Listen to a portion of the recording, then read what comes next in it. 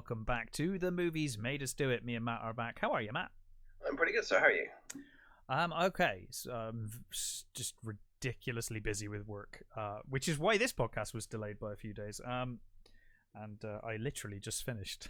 So I've literally finished, turned off the laptop, started this. So I'm a bit all over the place, but all good. I've watched one average thing and one great thing so far. That's good. But you've watched a few things, so let's start with you.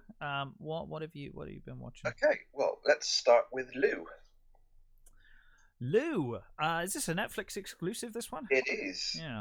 I think actually everything I've watched this week was Netflix, which we kind of show says a lot about the state of movies right now. Yeah, we kind of show our subscriptions every week, you know. So this is directed by Anne Forrester, who previously did the not so great Underworld Blood Wars. But Christ, I rewatched a load of Underworld recently because it was on Netflix, and I couldn't bring myself to watch that one. Oh, I was going to say, did you get to Blood Wars? No, because I got to the one before. Yeah, that one, and it was so awful from the very beginning. I was like, no, I'm done. Yeah, I didn't even mind the medieval one this time around. I was like, it's fine. It's kind of forgettable, but pointless, but fine. But God, it's a well acted. It's not bad. Like that one, because the one I watched like 10 minutes of was the one when it's in the future. Yeah, and she wakes up. Like they keep her for study because she's got the special blood now, and she wakes up naked in the pod thing, and then she escapes, and it's like fucking Austin Powers with the smoke just covering the key parts. It's terrible. Awakening. Yes. So I didn't get to blood whatever because I remember that one being terrible anyway. But Anyway, sorry, Lou. Yes. So it stars Alison Jenny. Journey Smollett, Logan Marshall Green, and Ridley Asher Bateman. Right. So this takes place in a sort of island community. I think somewhere around Washington, I presume state. And you're introduced to Alison Jenny's Lou, who is basically an older lady living on her own in this sort of house sort of away from the sort of the town, and it kind of starts off with her looking like she's probably going to commit suicide. Right. It looks, from what you see, it looks like she's had a life where she's probably been a spy.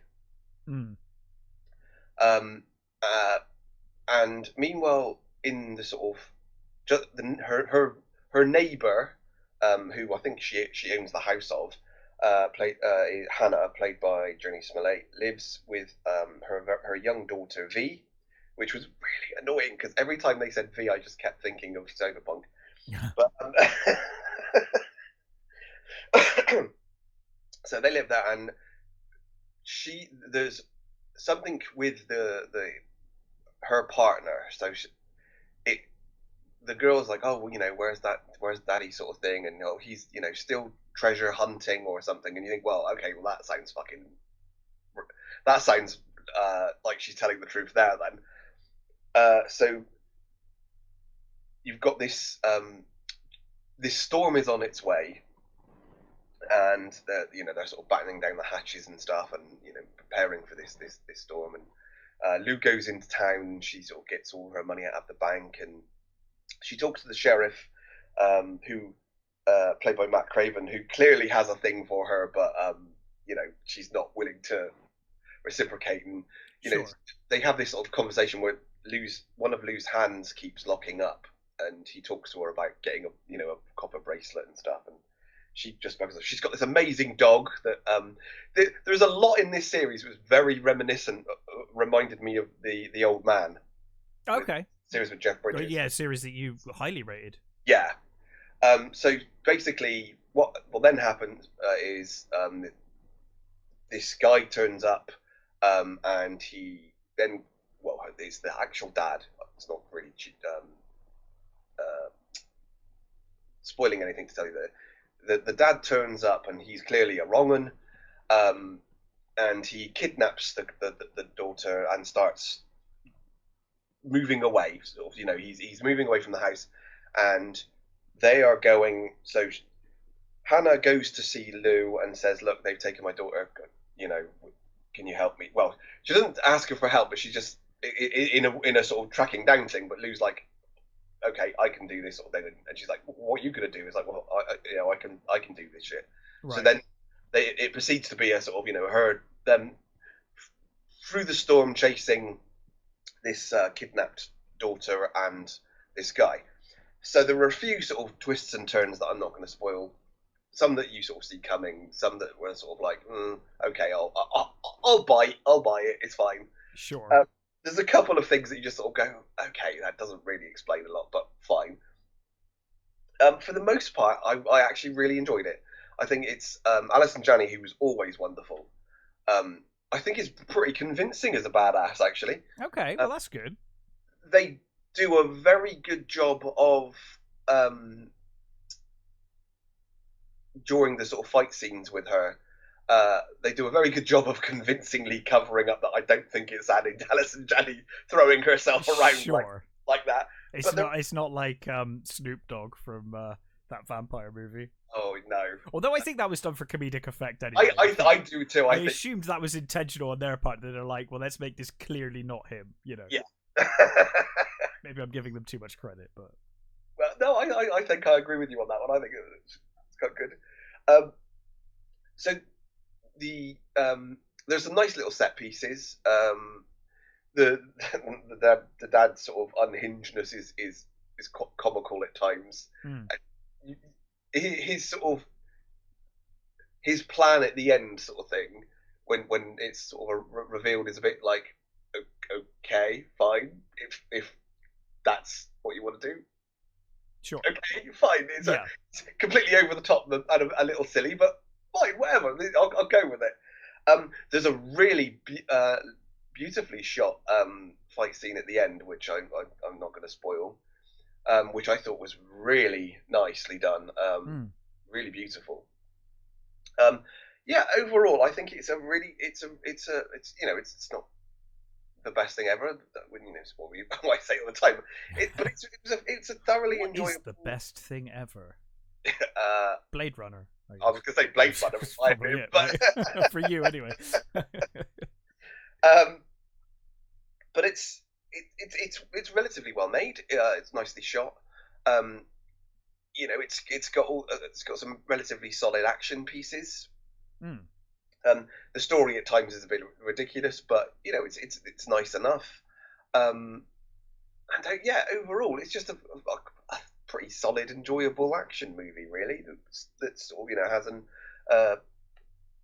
this sort of a weird family dynamic going on in it. The little girl who plays V is again another fantastic little child actor. Obviously, Alison Janney's brilliant. Joni Smollett her part was okay. She was doing what she's supposed to. Yeah. Logan Marshall Green as Philip was good as the unhinged bad guy. Yeah, I really enjoyed it. It was a fun little movie. Cool. Well, sounds fun. I'll probably catch it at some point, I would imagine. But yeah. Well, I'll go with the average thing I watched this week, which was My Best Friend's Exorcism. Right. A film by Damon Thomas. I'm not sure what else they've done. And starring Elsie Fisher and Amaya Miller.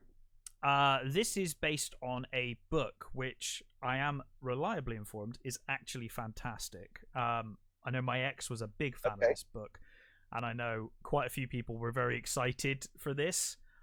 Certainly because of my previous podcasts in the Sweet Valley community, I saw a few people were like, "Oh my god, I've read this book and it's amazing." I have not read the book, right? But this film is distinctly average.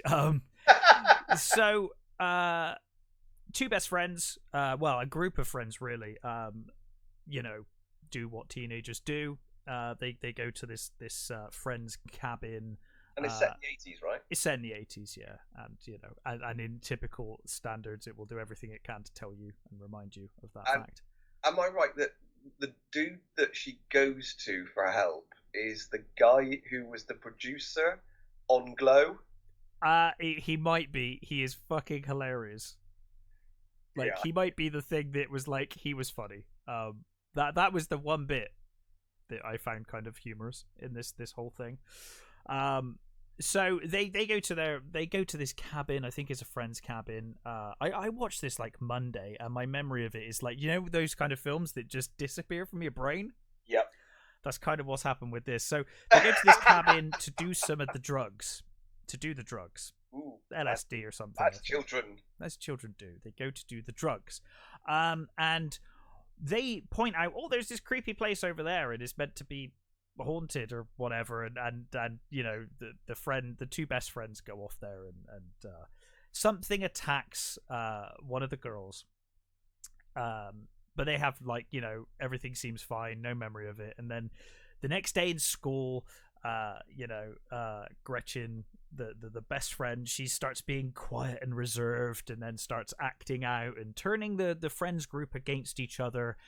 And obviously, it turns out that she ends up being possessed, and then her best friend has to exorcise the demon. That's why it's called My Best Friend's Exorcism. So there you go. The vibe I was getting was like it's a more comedy, child-friendly version of Jennifer's Body. Yeah, kind of, maybe, actually. It's unfortunately a horror comedy that is neither scary nor funny. Oh, particularly. The only bit that made me honestly, the only bit that made me laugh was the guy who does the exorcism, who is they're like the they come to class, and they basically do weightlifting. Right. They're like bodybuilders for Jesus.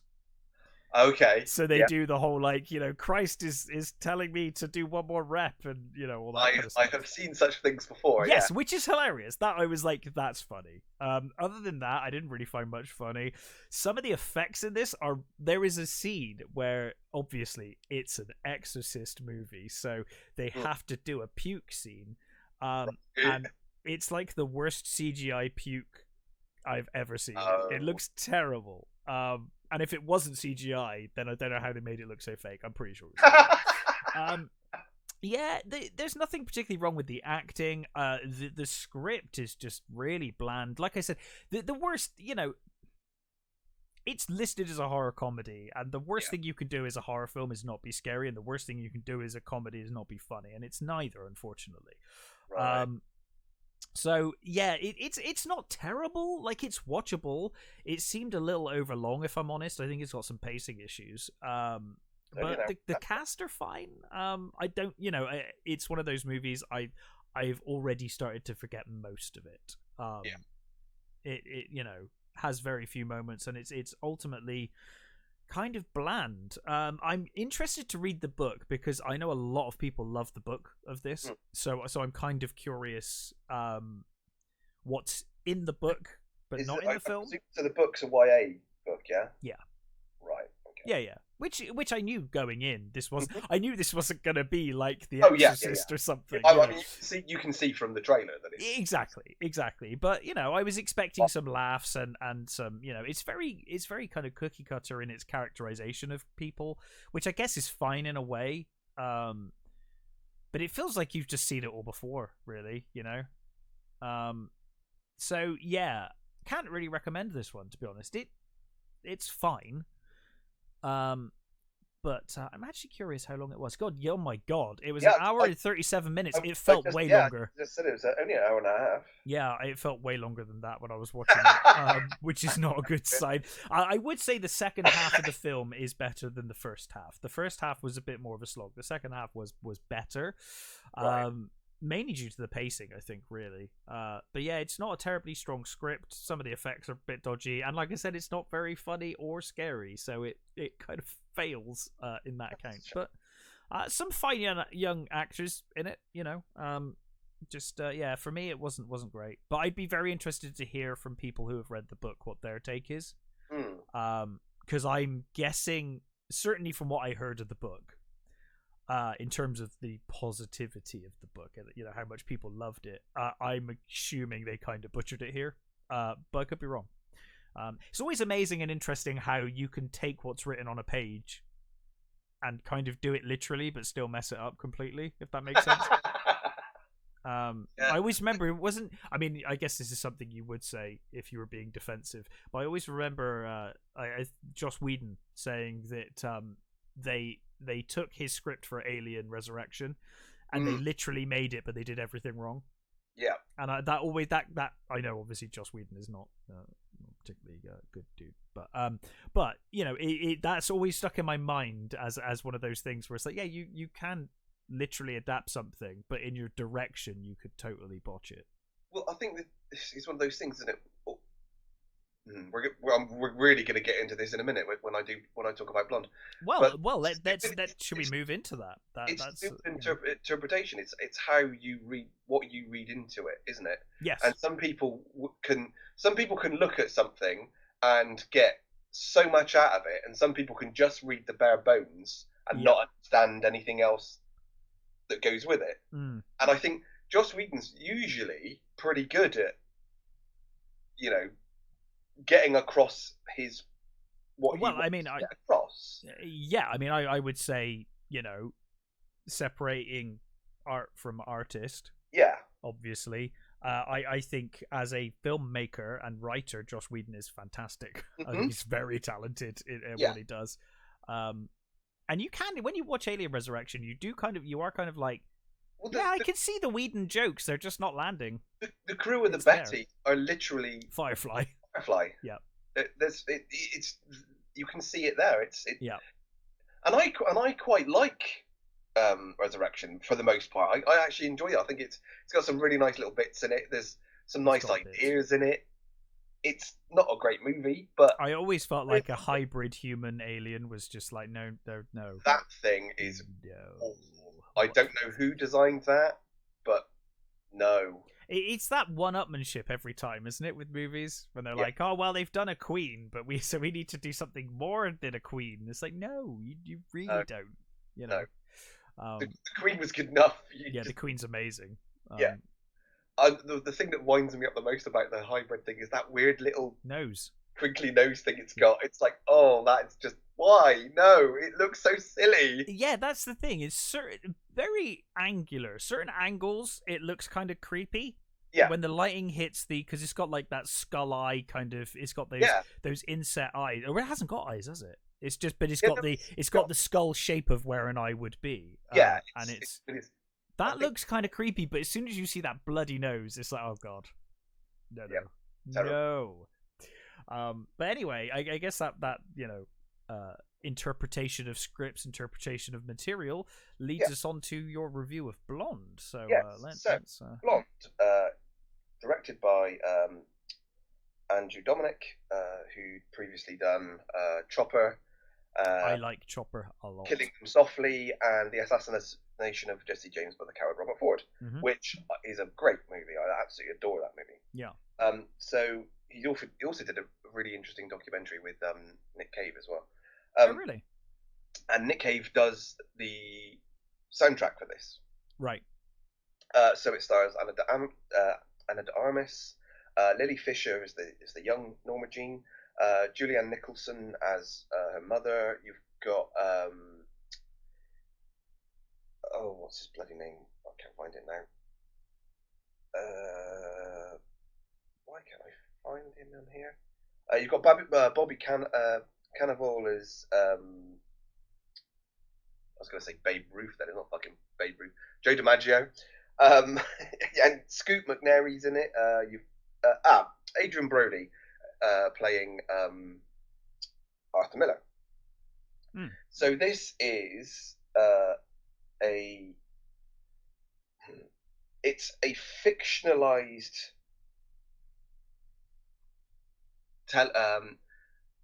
bio of Marilyn Monroe, based on a book by Joyce Carol Oates, which is again it's a fictional biography of Norma Jean. So you've Anna de Armas obviously plays Norma Jean, and like I say, and Marilyn, because they're kind of two separate people. Is such Right. The sort of movie sort of tries to say that Marilyn was kind of like her armor. It was her. It's the thing that she needed to get on and to face the world and do her acting stuff. And Norma Jean was the inner person sort of thing. Right. So this, it sort of goes through her and literally goes through her entire life. Right, where do I start with this? So Anna de Armas is, for the most part, really good. I really rate her as an actress. Sometimes she borders on parody, but I can't really fault her performance.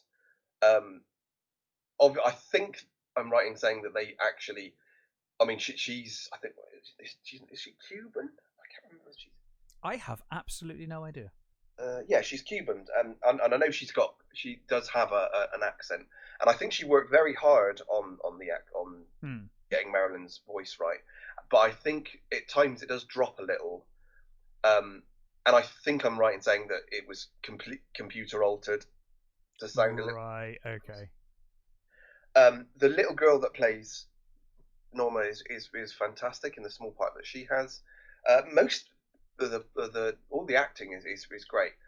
It's shot incredibly artly done. The soundtrack, as I said, by Nick Cave is really, really good.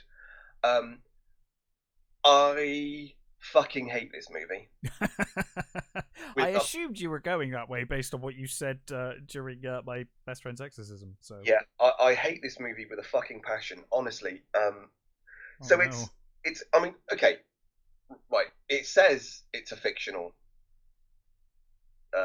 Yeah. For legal reasons, this is a fictional tale. We know that.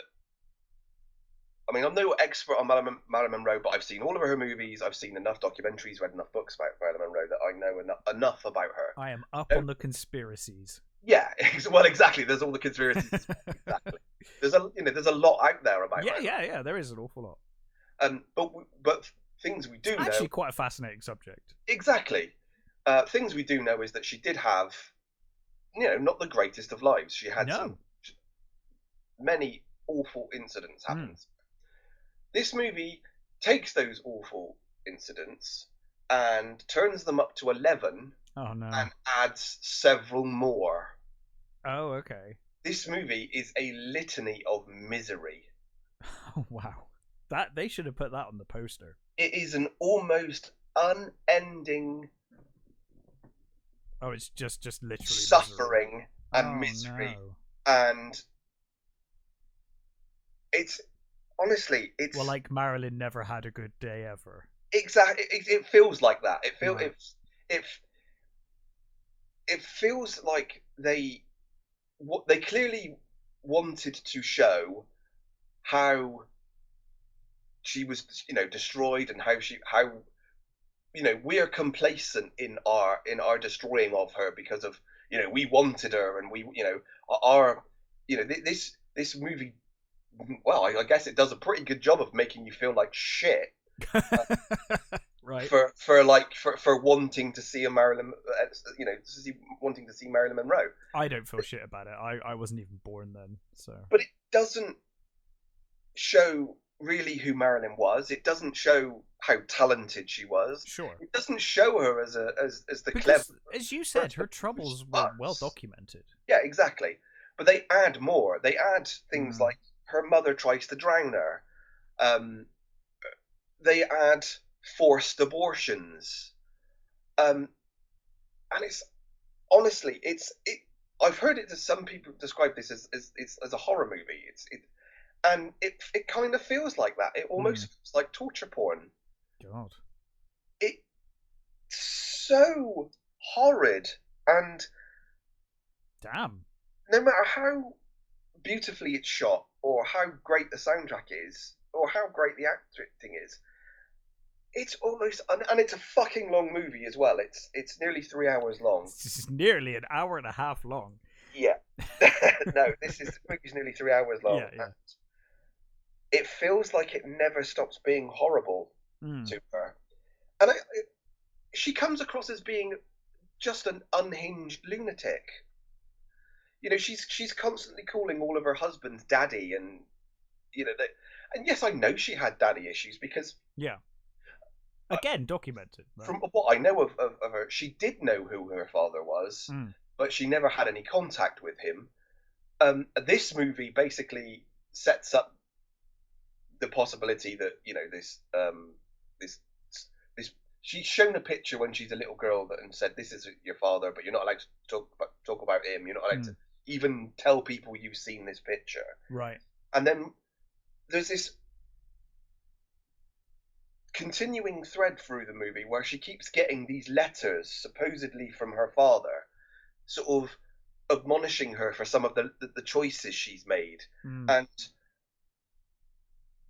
you know, saying, "Oh, you know, one day we will see each other. You know, I do love you," and all that sort of stuff. And you think, what is this utter rubbish? Why are they? Why are they? If this movie had gone, I'm going to show a fictionalized Hollywood starlet. But this is the thing. It becomes really gross when it's about a real person. Yes. A real person that, you know. Because this is how I feel about Titanic. Mm. I think that Titanic is a wonderfully made and wonderful film if it wasn't called Titanic. But when you call it Titanic and when you start changing people, real people, and their characterizations to be something that they were not, yeah, it feels gross. Mm-hmm. And it's the same here when you're doing a biopic. And I'm always a bit kind of, I'm always a little hesitant when it's like a biopic about someone who's not around anymore. Yeah. Or like, you know, long gone. Then it's like, okay, well, I guess there's, you know, no real family around to complain about it. We can do what we want. And it's I mean, no, this was a real person, you know. There's many biopics I love. Yeah, shame. But you always have to, you know, be aware that these are interpretations. Of course, and if the artist is alive or the person is the subject is alive, generally it's going to be very favourable to them and wash over a lot of the bad things. Yeah, but I feel like when they've passed, you get the opposite, where they're like, well, we can take full advantage of this now, because you know. Yeah, and this does that. That is a shame. 100. It's. I mean, God.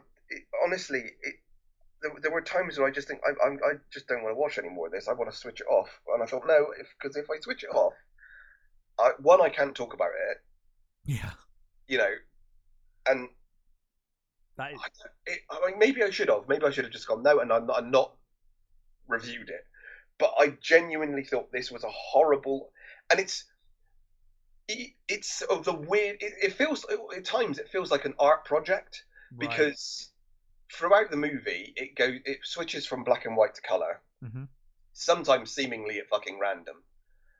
It switches ratios. It switches aspect ratio. Arbitrarily.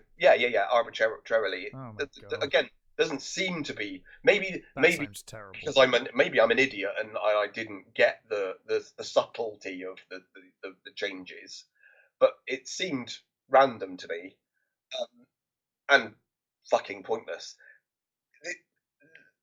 Not only do they seem to hate Marilyn, JFK gets absolutely complete. I mean, look, I'm not under no illusions about JFK. I know that he did some terrible things. Yeah, there were some things. Yeah, you know, he wasn't the greatest human being that ever lived. No, my God, I mean, he's only in a brief scene in this, and it's just vile.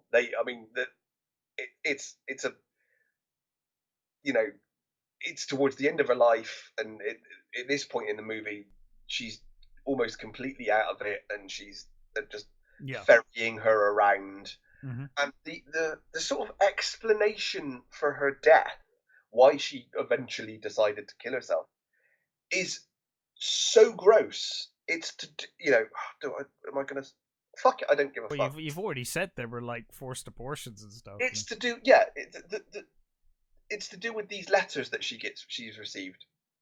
Right. The letters aren't coming from her father. They're coming from management or something. No, early in her career, she has this affair with Charlie Chaplin Jr. and Edward G. Robinson Jr. Right.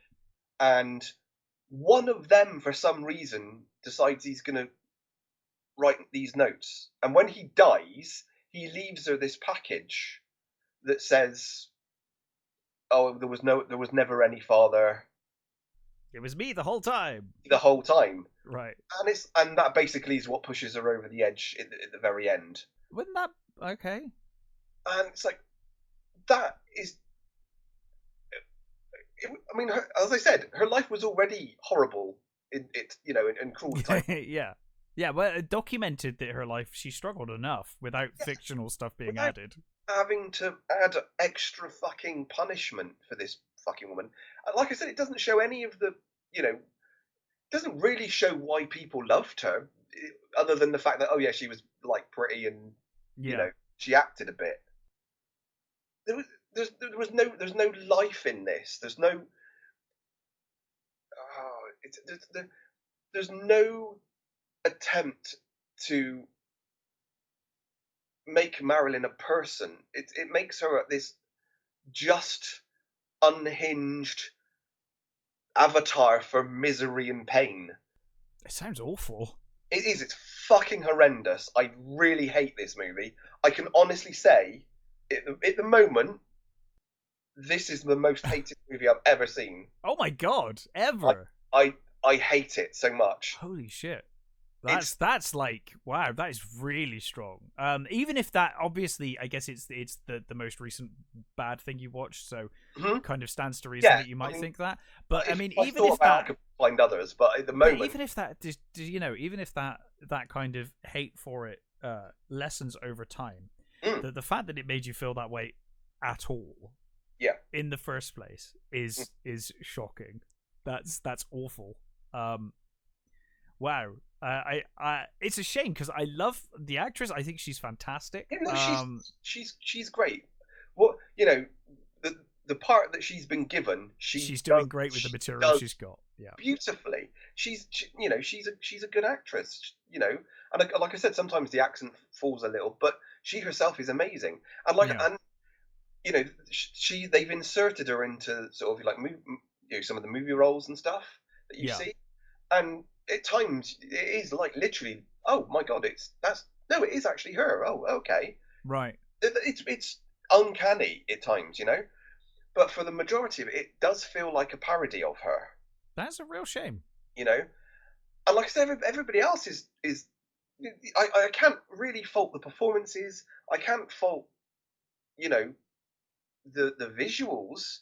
I mean, even though they're sometimes, like the changing aspects and black and white stuff, that makes it feel like it's almost, well, this is an art movie. This is an art movie rather than a biopic. And this movie, I don't think really is for the general public. Honestly, I can't say that this was made awful. This wasn't. I don't think this movie was made with the general public in mind. Right. Honestly, it does nothing for Marilyn at all, other than make you feel shitty that she had a bad life. Yeah, which we knew already. Exactly. Like, and that's what I don't get is why add fictional things to a story that was already really tragic. Yeah. All it does is just amp up. Honestly, it was kind of like what are those bloody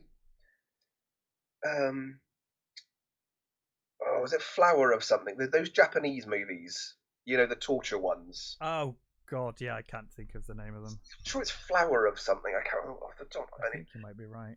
I think I only ever watched one of those, and that was enough. I like horror. I like gore. I like that sort of stuff. Mm-hmm. But that movie was just basically watching a guy cut a woman apart. I must admit, I've never understood torture porn. And personally. At times it felt like that. It was like just watching a woman be awfully tortured. Yeah, sounds dreadful. Again and again. With I mean, I think there's like one real sort of section where she's with Arthur Miller that's sort of a little bit happier. Right. But briefly. even that, I mean, you know where it's going. Well, I mean, I know where it's going, but it doesn't end well. But they sort of amp it up. Like I said, everything's amped up, and honestly, I kind of want to scrub this movie from my brain and fire it. Sounds absolutely awful. I mean, look, this is just my interpretation. This is how I. Oh yeah, of course, yeah. Other people will interpret, and I know I've seen other reviews of it. People have really enjoyed it and have found it very powerful, and I can kind of understand it. Well, you might not have any knowledge of Marilyn and think it's great. Yeah, and think that it's accurate. Or you might just. I mean, I've seen interpretations where people say, yes, it's very powerful. It shows the effect of Hollywood on people, and it shows how complicit we can all be in somebody's legend and all that sort of stuff. I was like, yeah, okay, I can see that point of view. Yeah. I fucking disagree with it. Yeah. And I just think that this was one of the most vile movies I've ever seen. Damn. That's a real shame. That is a real shame. Honestly, I can't. The performances withstanding, I just can't recommend it. I would honestly say, if you're curious, by all means, knock yourself out. Yeah. But I personally would just say, fucking avoid it like the plague. It is just 3 hours of absolute misery, and I hated it. I really hated it. Damn. But yeah, man, that really, really sucks. Anyway. I mean, at least now I can. When somebody says, "What's your least favorite movie?" I can go that. Yeah, I have to think about what mine is. Maybe I should watch it too, so that I've got. I think Mother was my least favorite movie. Yeah, you hated Mother, didn't you? I hated Mother as well. So anyway, I have been watching something that I have been thoroughly enjoying, and that is The Midnight Club. Yeah, I've got that on my list ready to go. I haven't watched any of it yet. Now, I'm a big fan of Mike Flanagan's work. Yep. In general, I have issues with some stuff, but overall, I loved Doctor Sleep. Yep. I absolutely loved. I loved Haunting of Hill House. I absolutely loved Bly Manor. I know you weren't such a fan of Bly Manor. I loved it. I don't get me wrong. I still like. I know you didn't hate it or anything. I still enjoyed it. There was just. I mean, certainly compared to Hill House, it was, Midnight Mass I enjoyed for the most part. I really enjoyed Midnight Mass a lot. I mean, is it episode? I think it was the one before the end, the one where they're on the rowboat. Mm-hmm. And I mean, it's been long enough now. Yeah, it's fine. The scene where he's explaining what happened to her, and he's telling her how much he loves her, and my wife didn't figure out what he was doing. I did, and I was like, I know exactly why he's gone out there. Yeah, and it's what a fucking ending, and the fact that as the credits are going, you can just hear her crying and screaming. Yeah, that was beautifully done. Yeah, beautifully done. Yeah, absolutely. Yeah, I loved it. Sorry, I've got the thing of the IMDb up here. Oh yeah, is Landing Camp in it? Sorry, is Heather Landing Camp in it? Yes. Oh man. Yeah, and quite a prominent role as well. Oh, that's cool. Yeah, she's great. Well, obviously she's great. I say she's great. Obviously she's great. So, this is based on another YA author, Christopher Pike. And I think it's based on like a bunch of his novels and the one called The Midnight Club. So I've got a couple of Christopher Pike books actually. I've got. Yeah. So this I guess something of a trigger warning with this one. Okay. I loved what I've seen of this so far. I've got 1 episode to go. Well, 1.5 episodes to go. Okay. So it may completely shit the bed in the last 1.5 episodes. In which case, next time we get round to this, I will do a correction. But as of right now, I'm loving this. However, I will say this is fucking depressing in places. It's pretty, really? It's a pretty hard watch in places. We've gone from one depressing thing to another. Well, yes, but there's a lot of good in this, though. It's not all negative. Well, the thing about Flanagan's work is it mostly has happy endings. Yeah, I'm not sure how this one will, but we'll find out. The story kind of starts with Ionka, who's a young teenager. She's at a party, meets a guy, and collapses. Kind of had this like kind of romantic-y kind of, chatting up kind of conversation. Then she collapses. Finds out that she has thyroid cancer, and she tries to they try to manage it for about a year before it becomes terminal. They realize that it's terminal. She looks into a bunch of hospices and places, and she finds a place called Brightcliff Home Hospice, which is run by a doctor, and she sees that in the past someone walked out cured, right? And there's the rumors of witchcraft and all sorts of things going on at this place. So she basically convinces her dad that she wants to go to this hospice. This is where the depressing thing comes in. This is an entire 10-episode series about terminally ill children. Or young adults, I'd actually forgotten that from the trailer, actually. Yeah, and it is it gets pretty heavy. But I will say the main reason outside of the kind of morbid subject matter, and obviously having cancer and terminal illness is gonna hit, it's gonna tug at everyone's heartstrings. Everyone knows someone, right? But the main reason that it does is because you love these goddamn characters, man. Like, I love them, like all of them, and one by one they're going, and some of them, I mean, one of them I goddamn hated when we first meet her. She's an absolute bitch, but then obviously as all good writing should, as we continue, we start to we start to see why she is like this, and how she became this way. And also she opens up because Anya, the bitch, she when she first meets Ionka, like she's like offended by her positivity and the fact that because she thinks that she's gonna find a cure. She's like not given up on a cure, whereas obviously Anya's somewhat further down the path, and she's like, no, like it's terminal. But anyway, we have this story, the story of the terminally ill kids, the story of Ionka trying to find a cure, find some magical way out of this. She meets a lady in the woods, and there's this mysterious symbol and mysticism going on in the house, and she sees this spirit as well occasionally in the house that kind of pursues her at times and stuff. So there's all of that going on.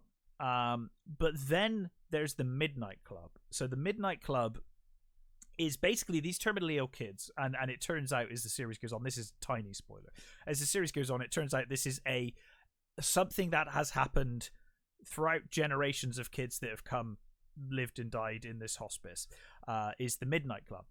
And what the Midnight Club is, that they meet at midnight every night, the terminally ill kids, in secret, and they bring some booze or whatever they can find, and they tell horror stories. So we have the main story, but we also every episode, I think it's pretty much every episode. Every episode we get one of the kids telling a story, and the story usually, obviously, is a fictional story from the kid's perspective, but it tells you a lot about that child, about that kid, as they kind of tell the story. It's almost like they're sort of like a fictional history for them. There's elements of it in there, right? So they're kind of Twilight Zoney episodes, like within an episode. There's like this other episode. They're horror stories, so they've always got some crazy things going on. But there's always some like element of truth in there, like deep in there. There's something about this. There's something about it says something about the team, right? Yeah. And I think it's used to great effect. I'm not sure if it's going to put people off because, like, you're kind of following the main story, and then every episode it'll stop for a period of time to tell you this other story. I loved the other stories though. One of Anya's stories, I loved it. I was like, that was such a good. It's one with the devil granting a wish. So that's all I'll say about it. Right. Okay. Fantastic episode, or a fantastic story, and again would have fit perfectly, in a really dark episode of the Twilight Zone. It was great. So you kind of have to deal with that. The you feel like you're getting somewhere, and then you're going to be taken off to this other story, and then you'll come back.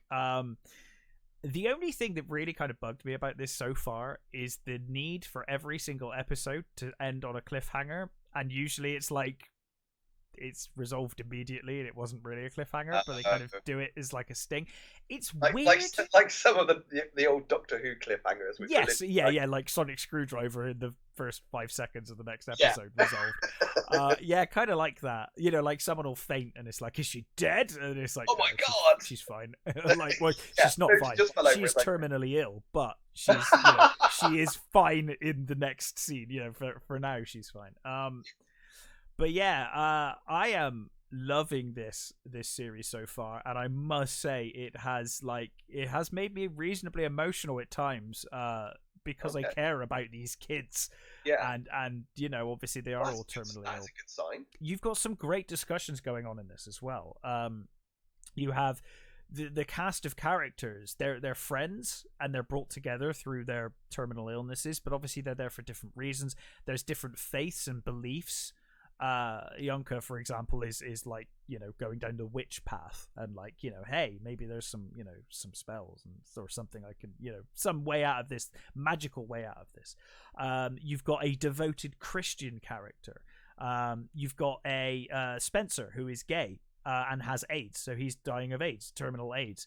And you've got that immediate crossing between Sandra, the devoted Christian, and Spencer.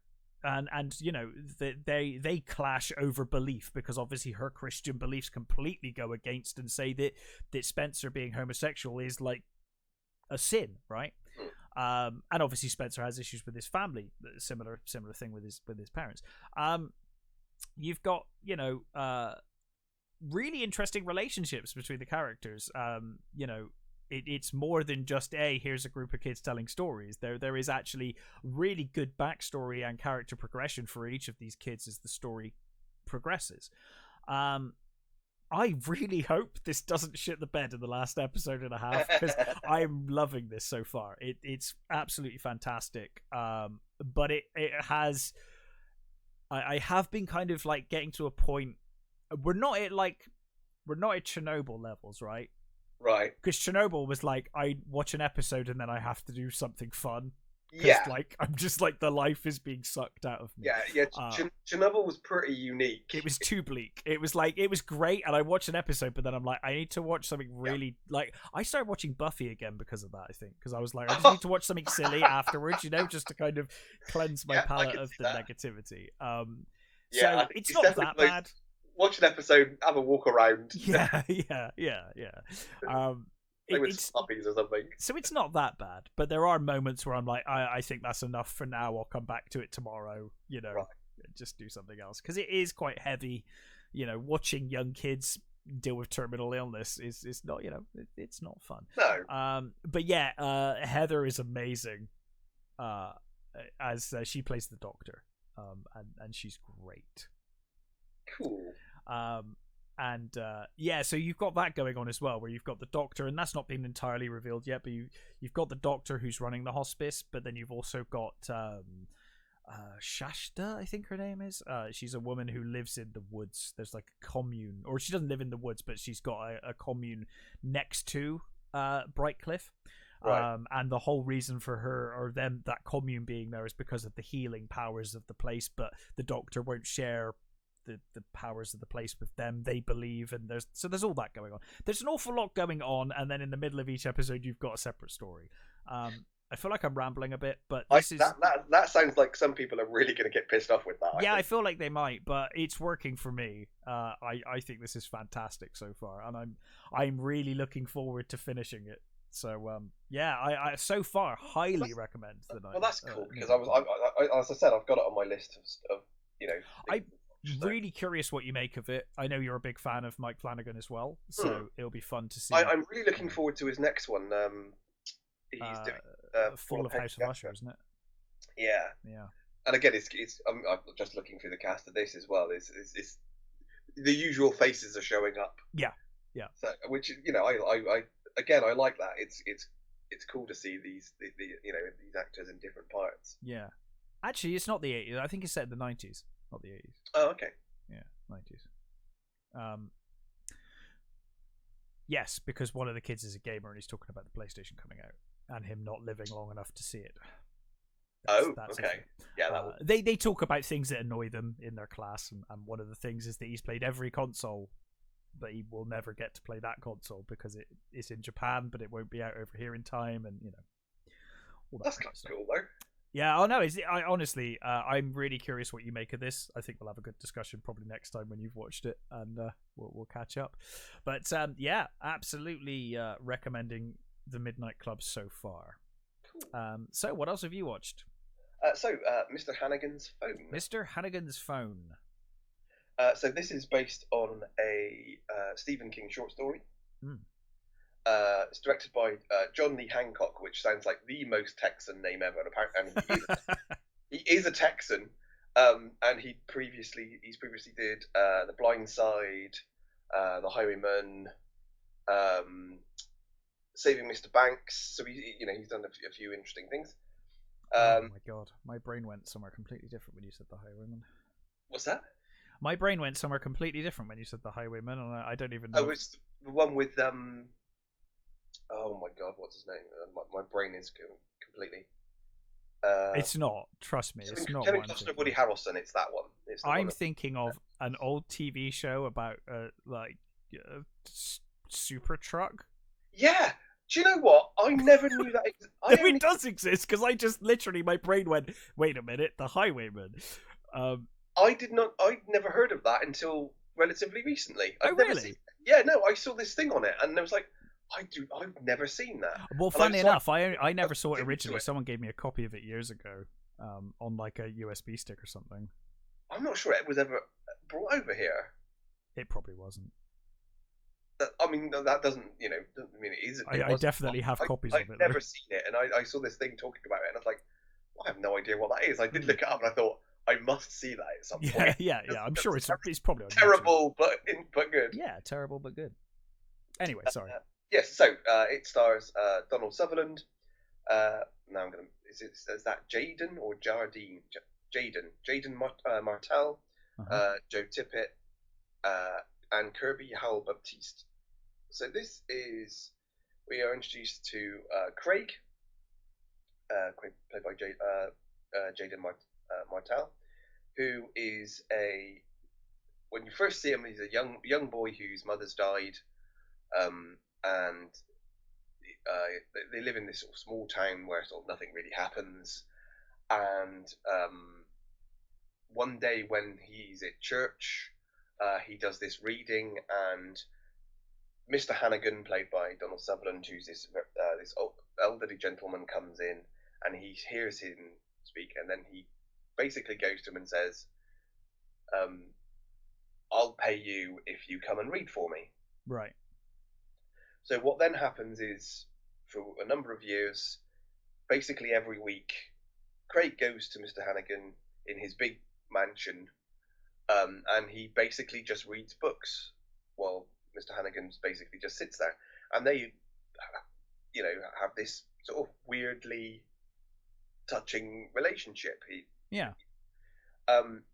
It's clear that Mr. Hannigan he was obviously a very successful businessman who probably did some terrible, awful things in business, business-wise, and he came to retire here because, as you find out later, not really giving anything away, but as you find out later, he came there because he wanted to stop people asking him things. Right. Because inevitably he would tell them what he thought, sort of thing. And he just wanted to be away from everybody, so he chose this middle of nowhere little town. So Craig and his dad, they're obviously they're struggling a little with money and things, but every year he gets a scratch card as a Christmas present from Mr. Harrigan. Right. And one year he wins £3,000. Nice. So this is set now. I'm guessing it must be sort of mid-90s. It's basically when phones start coming in, right? Yeah, mid. What, mobile phones? Yes. Well, like not brick mobile phones, but like reasonable size. Yeah. Yeah, probably mid-late 90s. There's a weird sort of when he starts sort of when he starts high school, the cliques here are phone based. Right. So you've got one table which has all the iPhones, and you've got one table that has all iPhones. Oh god, I guess that's probably later then. That's probably like early 2000s, I guess. Yeah, it must be early 2000s. It probably does say, and I've forgotten. It must be early 2000s. So yeah, you've got the sort of kind of rich swanky kids have the iPhones, and the other kids have the different phones, and they're basically poor phones, Motorola's. Exactly. Yeah, that sort of thing. So he basically buys himself, with the money that he's won, he buys himself a new phone, and he also buys one for Donald Sutherland. Right. And explains to him, I know you don't approve, but it explains how they work, and he says, look, I can show you the indexes and all that sort of stuff, that all the markets and things, like up to date. He's like, oh, he said, this newspaper, and he's kind of horrified but intrigued by this. And this movie, I would say, is very anti-phone. Okay. It definitely has a thing about how our lives have changed since phones have come out. So hard to argue with that. Well, yes, exactly. So while this is going on, he's also being there's a bully that he keeps having run-ins with, and no, it's not. No, it's not. That's what. So basically, what happens is Mr. Harrigan dies, right, and Craig is the one that finds him. And he's very upset by this, because he loved this guy. He enjoyed spending time with him, and there's a really good, lovely scene where Mr. Harrigan says to him, why do you still come here? What are you getting at this? I don't understand what. And he almost seems angry as to why he's still coming. Yeah. And he says to him, because I love our times together. I enjoy the discussions we have. I love the books we read. These are like the highlights of my week coming here, and you can see that he's genuinely touched by that answer. And I will say that it's Donald Sutherland. Yeah, I was gonna say, like, acting wise, and he's what, he's 80 something, 87 or something. He's pretty old now. Yeah. And he doesn't move very far from his chair, but he can act the pants off of anybody just sat there, Yeah, absolutely. The two central performances are really good in this. I really enjoyed that. So basically, what happens is he puts the phone in Mr. Harrigan's pocket when just at the funeral, and basically, to cut a long story short, he gets beaten up by his bully, and Mr. Harrigan said to him at one point, never let anybody get one up on you. Always do things, always get there first, sort of thing. Yeah. So he goes home and he basically phones Mr. Harrigan just to sort of vent. And the next thing you know, his bully's dead. Oh. Yeah. So, right. what I will say Result. is, yeah, Problem solved. What I'll say is this. It's a horror. It's a sort of horror mystery movie, horror sort of drama sort of stuff. It's very much feels like a episode of sort of Tales from the Crypt or Twilight Zone. Okay. Well, like a very long episode of. Yeah, I guess Tales from the Crypt was. Yeah, it's so it's because he did Tales from the Crypt movies, didn't they? Yeah, they did. Yeah, I love the first one. The Bordello of Blood. That's the second one. Is that the second one? That's the only one I remember, to be honest. I really like. What was the first one? That's rubbish. Yeah, it's rubbish. Demon Knight. Oh yeah, no, Demon Knight's great. Yeah, I remember that now. Yeah, really good. Yeah. Bordello of Blood is rubbish, but I love it. Yeah, same. It's rubbish. And the third one, which is I think I've never seen the third. It's not sort of a direct, really sort of third one, but it's a sort of should have. It's kind of should be is the third one. It's awful. Right. Awful. Don't ever watch the third one.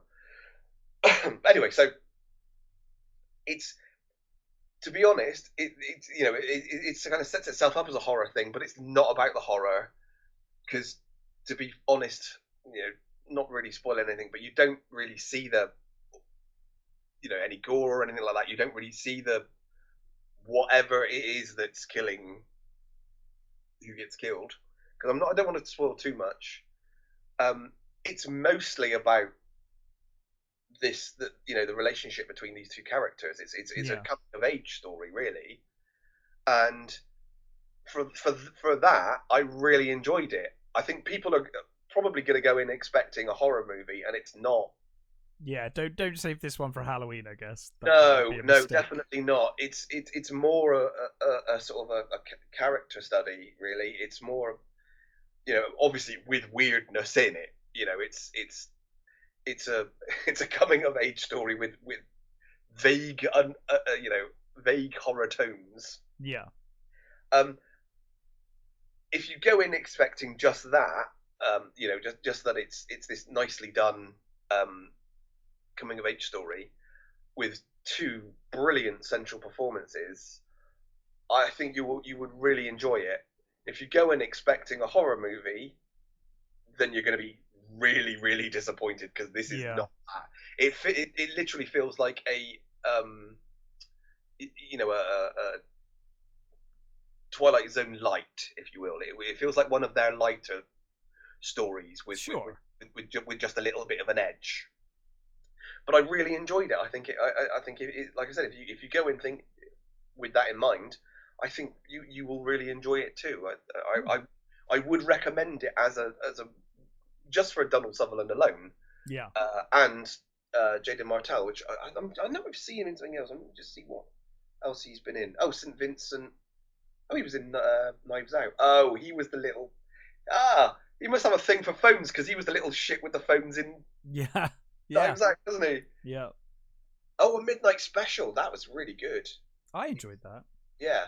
So yeah, he's a really good actor. Really, really good young actor. And I really enjoyed this movie. It was a nicely made coming of age movie with horror undertones, maybe. Yeah. But yeah, if like I said, if you go in thinking that, then I think you'll come away satisfied. Cool. So I think you've got one more that you watched. I do. Luckiest Girl Alive. Yes, I almost watched this one myself, but I didn't get time. So this is directed by Mike Barker, who previously directed things like episodes of Broadchurch and The Handmaid's Tale and Fargo and stuff like that. It stars Mila Kunis, Chiara Aurelia, Finn Wittrock, Connie Britton, Scoot McNairy again, Justine Lupe, and this is a story of Arnie, who is this like bright young woman who works for a women's magazine. She is engaged to Luke, who is this sort of socialite, comes from a rich family, almost perfect guy. They're about to get married. She's trying to get a job in the New Yorker. She has this amazingly, regimented, controlled life where she can be a bitch, and she's everything is all. She has everything planned out. Let's say she's got everything ready, but she also has these moments where you can something has happened, something things have happened. So you realize that it tells you she was involved and a survivor of a school shooting. Right. And there's a documentary crew are trying to make a doc about what happened on that day. And one of the other survivors, who's now in a wheelchair, he's come forward and he's telling his side of the story, but she's never told her side. Right. And there are rumors that she might have been involved, that she was complicit with the. God. Okay. She didn't just survive; she was part of it. Those are what the rumors are. And I said she never told anybody. She's not really told her side. She hasn't really discussed it, and she's refused in the past. But this documentary crew, this guy's, he's telling her, why don't you tell your side? Why don't he's saying what he's saying? Why did you, And she kind of thinks, well, maybe she can get more kudos out of this. More, maybe she can, angle this in a good way. So she kind of agrees to to do at least do an interview, as long as this other guy is not there, or she has no contact with him. So from there, you've also got flashbacks to when she was younger, and the younger Arnie, played by Chirea Aurelia. I'm sorry, I'm butchering your name. Who again played wonderfully, actually. The younger, I've not seen her before, but she's really good. And you see that when she was younger, she sort of came from this overbearing mother, played by Connie Britton, and she's taken to, she gets to go to this prestigious school where she doesn't quite fit in, but she manages to. She gets a few friends, and she gets a boyfriend. And I'm not sure how much I should say here, but let's just say something happens to her that kind of kicks off all that happens later. Right. And it's the reason why she's one of the reasons why she is like she is. Mm-hmm. And like I said, I don't want to spoil anything, so I won't go too far into it. But what I will say is Mila Kunis plays this amazing. She gives this amazing performance, I thought, of this damaged woman who has this mask of control that she's constantly putting up. There's a really cool scene earlier on where they're at this she meets her intended for lunch sort of thing, or they I think it's at the end of work or something, and they go to. She says, "Oh, I want pizza," and she's while she's there walking along, she's explaining how how things work and how she manipulates things and how she sees other people that are walking by and stuff. And that they're in this pizza restaurant, and she's eaten one piece of pizza basically, and right.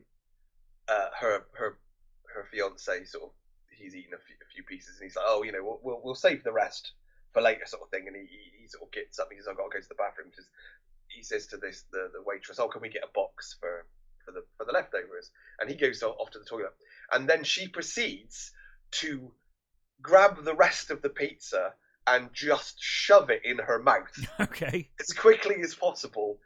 And then she basically tells the waitress, "Oh, it's fine. Don't worry about it." And then she spills the water and pretends that the waitress spilt water over the pizza, so it was ruined. Right. So that tells you, okay, there's a certain amount of control and longing we have here that are really interesting. And she does have these like weird visions that they're picking out knives. Okay. And for cutlery sort of thing for their wedding stuff. And she literally sees blood dripping from this knife, and she has these sort of like not visions exactly, but she sees these things which again make you go, okay, there is clearly stuff here going on here, beneath this amazingly calm surface. Right. And I thought she did a really great job of bringing that out. Really, really cool. I think it's filmed really well. All the performances are really, really great. I mean, Connie Britton is her white trash mother is kind of hilarious and sad. I really enjoyed this movie. I said I'm not going to spoil anything. But I was really satisfied with the end. Weirdly, almost like with the Maryland thing, there's a lot of trauma stuff with this. Yeah. But this, the specifics of this were so far removed from that movie that it was an enjoyable watch, because it was, although there's this sort of underlying trauma that goes on, it was done in a way and handled much better. I think I really like this movie. I really recommend it. Yeah, it was one I was tempted to check out because it the trailer kind of grabbed me, so I'm looking forward to it. Yeah, there's some really lovely little scenes, and I said Mila Kunis is one of her best performances, I think. I think she's great in the right role. Yeah, I think she'd sort of fallen into the sort of the girlfriend roles that happens, but I think she's always been good in those roles. Yeah, absolutely. This role actually pushes her a bit, and I think she pulls it off really well. Yeah. Cool. Well, that's it for everything we watched. Is there anything else you want to talk about? Give me a second. I shall just grab my notes. So should we talk about the Ryan Reynolds Hugh Jackman thing? Oh, have we not talked about that? I don't think we have. Yeah, it turns out that only fucking ancient Hugh Jackman is capable of playing Wolverine. So that's happening again. Yeah, fine. I mean, it'll be fun. I hope. I really hope they use it to introduce a young Wolverine actor that they're going to use, because otherwise it would be just as fucking pointless as when they did it in Doc Strange. Do you think they would do that? No, because they didn't in Doc Strange. They just introduced a load of characters fucking pointlessly, including bloody old ass Professor X that they're clearly never going to use again unless they've bought his CGI likeness. I mean, maybe that's it. Maybe they've bought Hugh Jackman's CGI likeness and that'll be it now. It would just be Hugh Jackman forever as Wolverine. I think Stewart probably will. I think Stewart may as well, because I think he's going to, because he strikes me as that sort of person. I mean, I know. Oh my god. James Earl Jones hasn't he? He's sold his. James Earl Jones is a weird one though, because like he's come out and said that he's retired the role of Vader and that it's now going to be an AI thing. Yeah. But it's been clear that the last couple of times Vader turned up, it was not him anyway. Like it's clearly been an AI for a while, because like the pitch is all over the place and it just doesn't. It all sounds really robotic whenever he speaks. Yeah. It doesn't sound anything like. It doesn't sound natural in the way that James Earl Jones delivered Vader. If you actually listen to Vader from previous movies, so it's obviously been an AI for a while. It's just weird that he's now suddenly said about it when clearly when he turned up in Obi-Wan, it was clearly an AI. But Yeah. yeah, whatever. Yeah. So whether they'll do that, I don't know. I must admit, it'll be fun. It's I think that's it. I think the thing that the little trailer like broke the internet and it blew up so quickly, and it's because as opposed to all the other Marvel stuff right now, people genuinely were happy to see it.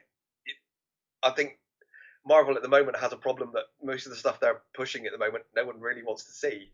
No one has any attachment to. Yeah, there is that. With the exception of the Wakanda thing, which has its own, baggage. People genuinely want to see another Deadpool movie. They do, and then you see that little Disney logo. I can't imagine they're gonna ruin it, but no, they'll just put it under the other umbrella. I can't see Ryan Reynolds, no, letting. Or I don't think he'd risk it. Yeah, I think they. I mean, all they've got to do is let them do their job, and they'll earn shitloads of money again. Absolutely. People are going to fucking go and see Hugh Jackman play Wolverine again because it does feel like. I hope they do it in such a way that it doesn't cheapen Logan, because I really like Logan. I thought it was a great ending. They said it's going to be set before that anyway, and right. Logan does feel very much like it's his own thing. It does, but it was also the perfect send off. Yes. For the Hugh Jackman, and now they're going to be no, now he's back again. It's like, okay. Yeah, and of course Professor X has been back again, so it's like, do you ever end these goddamn things? I mean, you had a wonderful ending for both characters right there, but you had to bring them back. Yeah. I think it did feel like it was the perfect end, but they're clearly fucking desperate. Oh, yeah. I mean, but it kind of works for Deadpool because they've been doing this Hugh Jackman thing since the start. They've been baiting the Wolverine thing. So I get it. I do. I do think that Deadpool's the perfect time. If you want to introduce young Wolverine, though, you could do it. And it would be fine, and everyone would accept it, and we would move on. Well, I mean, the thing the thing about Wolverine is the idea of a young Wolverine is weird anyway. Because, well, I mean, that's the thing. Ironically, he's the right age now, but yeah, that's it, isn't it? But it's not sustainable, is it? So no. I mean, he said he wouldn't want to go through all that stuff again anyway. Well, I reckon there might be some CGI. I did wonder that as well. Whether maybe they'll just have him wearing very baggy clothing. He looked in great shape for his age in that video, but he's looking old. There's no denying. Great shape, but he doesn't need to be in Wolverine shape for anything. Oh, they'll just keep clothes on him. It'll be fine. Yeah, as I said, just put him in very baggy clothes. He'll be fine. Yeah, I think that's what they'll probably do. But either way, I mean, I'm intrigued. I will probably end up watching it. I will definitely watch it. That's the thing, isn't it? I think we're going to watch it anyway because it's one Deadpool. Deadpool's one of the few things I will watch with superheroes these days. Wasn't the greatest, but it was still amazingly funny. Yeah. The first one is just brilliant. Yeah, the first movie's great. And I want to see another Deadpool movie. I love those. They're great movies. Yeah. Moving to weird reboots. Oh no. Continuations. Liam Neeson is going to be in a Naked Gun reboot.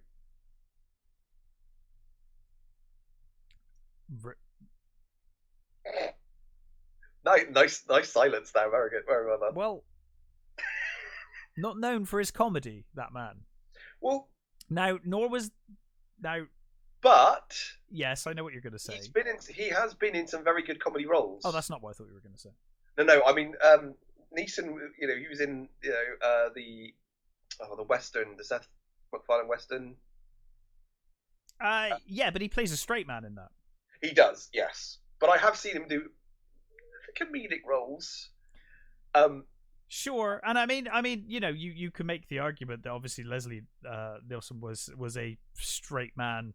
Yeah. Until he started doing the Naked Gun stuff. I mean, obviously, you've got Forbidden Planet and whatnot.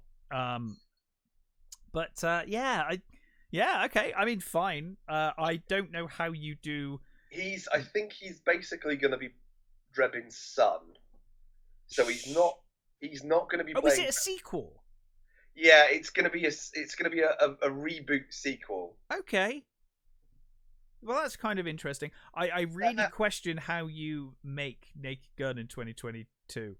I do So as well. cool, but I mean, fine. I rewatched because it came on Netflix recently. I rewatched Naked Gun, and I was like, damn, this is so funny and so well written and directed, and like the jokes are still brilliant. Yeah. Again, the first one is absolute genius. It really is so good, and again decreasing. Yeah, of course. As they went on, and I loved watching the I didn't. Police Squad was great. Yeah, Police Squad's one of those things that it's like Faulty Towers. You think there are so many episodes. No, there's not. And there's not. There's I think what was it, 8 episodes or something like that. I mean, I can't remember exactly, but it feels like that. I've got the box set of it somewhere. Well, I say the box set, the DVD of it somewhere, and there's not much. It feels like that was a really long series, but it was just a couple of episodes, really. Well, color me intrigued. I mean, as I said, I have seen Neeson do some comedic roles, and he's actually got some pretty, funny bones. So maybe I don't know. No, I'm all for giving it a go. Yeah, and from one weird reboot to another. Okay. Remake. So Sydney Sweeney is in line to be Barbarella. Okay. Now I don't know how you make that in 2022 either. Yeah, exactly. So I mean, they've been trying to make Barbarella remake it for donkeys. And I remember at one point, Drew Barrymore was going to be doing it. I think Nicholas Winding Refn has been attached to it. It's had a number of different iterations that never came off. So this could be another one of those, it's never going to happen jobs. Yeah. But like you said, how do you, in current day, how do you do Barbarella? No, I'm not sure. Because even the original movie is toned down from the comics. Yep. And I love Barbarella. It's movie. One of yeah. It's one of those weird fucking 60s. Yeah. Anomalies. Yeah. It's great. That is just. Just a weird sci-fi romp. It's got the greatest stuff in it and the weirdest stuff in it, and also it gave us Duran Duran as well, which is it did indeed. So I mean, again, okay, I'm not quite sure how you do it now, but fair enough. I guess we'll see. Go for it. Yeah. Moving on to sad news. Angela Lansbury died. Yes, of course. 96. Yeah, great age, but still. Yeah, a wonderful age. And again, what a wonderful actress. Fantastic. She really is. And I think it's almost sad that a lot of people only know her as Jessica Fletcher. Yes. Well, they don't even know her as that. They know her as Murder, She Wrote. Yeah. They don't even know the name of the character, Yeah. But yeah, you're absolutely right. I mean, she had a massive career before. Yeah. One of my favourite her performances is from it's two actually, from a really early career, which is Picture of Dorian Gray. Yeah. And The Court Jester, the Danny Kaye movie. Yes. She's so wonderful in that. And she was one of those all round entertainers. She sang. She did all the singing, dancing stuff. She's a wonderful dramatic actress. I mean, she's terrifying in The Manchurian Candidate. Yeah. Original version. She's great in Company of Wolves as well as the Grandmother Company of Wolves. Yeah.